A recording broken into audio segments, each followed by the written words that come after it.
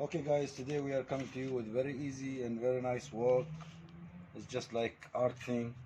We are changing, the back seat of the Suzuki Hayabusa GSX 1300R into this plastic tail cover.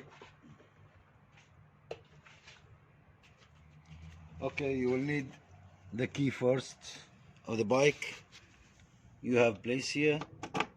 You just turn the key, this back seat will flip.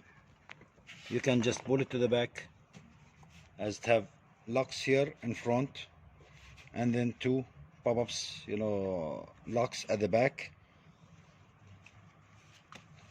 And then you will need Allen keys to open this 4 screws, because we have to remove the passenger holding bar, and then we can fix our plastic.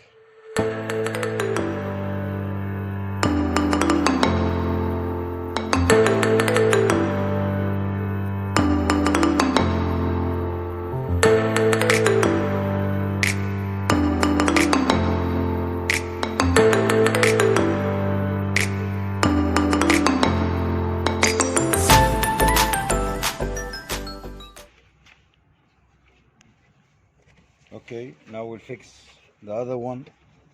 We'll push this locks down here and the steel handles.